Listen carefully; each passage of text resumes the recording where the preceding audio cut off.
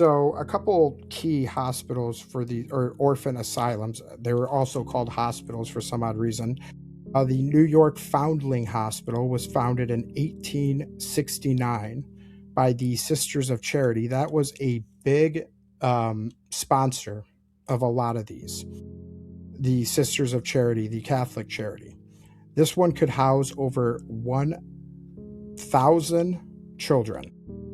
And this one was kind of a hub for the orphan trains. It sent thousands of trains west, thousands of children west via the orphan trains. The Children Aid Society facilities started in 1853 and rapidly expanded in the 1860s and 1880s. And it ran multiple large asylums and placement programs. The Children's Aid Society was, and we'll talk a little bit more about the funding behind all of these, but the Children's Aid Society was another big funder on all of these orphan asylums, all of the orphan trains. The Rockefellers, the Vanderbilt families, the J.P. Morgans, and several other Gilded Age names were all heavy investors in these programs. No coincidence, the same ones that created the standardized education program, the same ones that developed modern medicine, the modern pharmaceutical program, are all behind this redistribution, this massive, largest in history redistribution of children. That is absolutely no coincidence. A few examples: Tacony, Pennsylvania. Let me just look at this beautiful castle. It's from 1923. Some of the orphans just lined up. The Jew Hospital and Orphan Asylum in West Norwood. All of these massive castle-like facilities just off in the middle of nowhere. Oh, there's St. Mary's Orphan Asylum. And these are mostly all in America, the ones that I'm showing you guys here. Another one, Randall's Island Asylum in New York, was one of the largest in the country. At its peak, it held thousands of children. There's another one in New York. New York was, like I said, a very huge hub for all of these orphan asylums. And they would get distributed, sending off, hundreds and thousands of kids all across the country on these orphan trains. And just looking for another one here particularly because it is my home city. Davenport, Iowa had an orphan asylum, another one of these impossible timelines. It was built in 1860, the orphan asylum in Davenport, Iowa. And it was built in only a year's time, and it could house several hundred children. The population of, it was in 1860 when it was built. The population of Davenport, Iowa in 1860 was just under 11,000. That was the Davenport, Iowa one, built in only 1 year's time for a population of 11,000.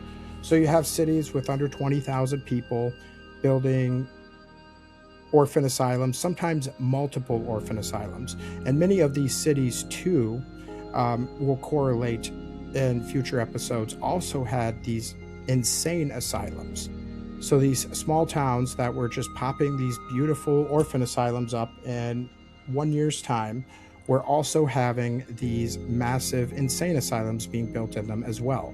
So with towns under 20,000 could barely afford to support such a massive building and its staffing, they were also adding insane asylums. These asylums were all built in the 1850s to 1900s window. Children were often collected from streets, poor houses, or taken from single mothers. Once inside, they were given new names, new identities, and prepared for transport. Many were told their parents were dead, even when they weren't. The entire infrastructure looks like it was purpose-built to handle a sudden, massive influx of displaced children after a reset event. Take a look at a few more of these orphan asylums before we go on to the next segment. Also, just a few more locations. The one in LA, there was an orphan asylum that was built in LA that could house over 1,000 children. I believe I do have an example of that here. And it was built with a population of 50,000 in the early 1900s when LA was relatively small still. And again, it only took about a year to build this very beautiful, massive, over-the-top, insane asylum. Some of them small, some of them large, but the math for all of them don't add up. Here's the one from LA. So this was only when LA was about 50,000. The whole county itself was just under 100,000. And they built this beautiful palace of an orphan asylum in just a year's time. I mean, the math just doesn't add up. There's not enough skilled laborers to go around for all of these palaces and castles of asylums and orphan houses to be built at the same exact time period. Mind you, the same exact time period, we have all these World's Fairs happening every year.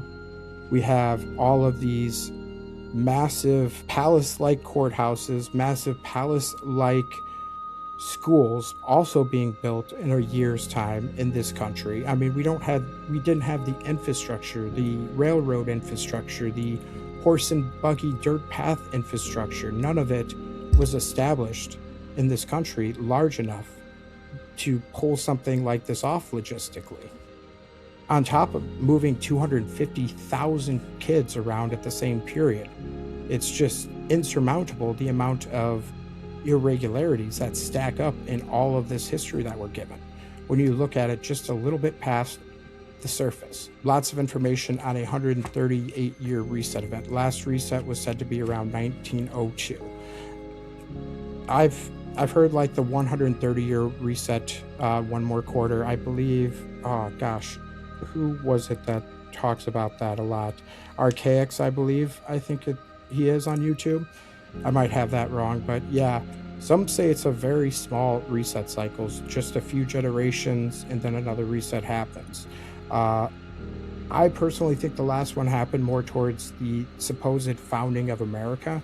But like I've talked to you guys about before, with these dates and events, like you can't trust the history we're given with any of these events.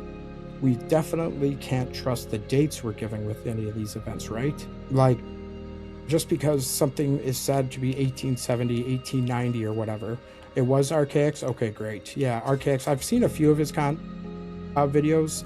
Haven't dug too much into his stuff, but what I've seen, great guy. If you guys haven't checked him out, go give him a follow on YouTube for me. But it really just does not add up, folks. That's the bottom line here. These asylums were built far too rapidly in that 1850s to 1900s window. 76. I mean, I like that number just because of, how America is portrayed in the narrative of history as the New World, the establishing, the founding of the New World, and the 1776 timeline. And talking about these asylums, this one was in Madison, Wisconsin. There's a few more. This is about 1880. Can't remember where this one was. Let me see. This was New York Foundling Hospital. Yeah, this was in 1880. I mean, just look at how they always are in surrounded by these desolate fields. That's what's really kind of off-putting about a lot of these asylums when you look at them. And same with the insane asylums as well. This was the Jewish foster home and orphan asylum in Philadelphia, New York. Just a few more to highlight for you guys.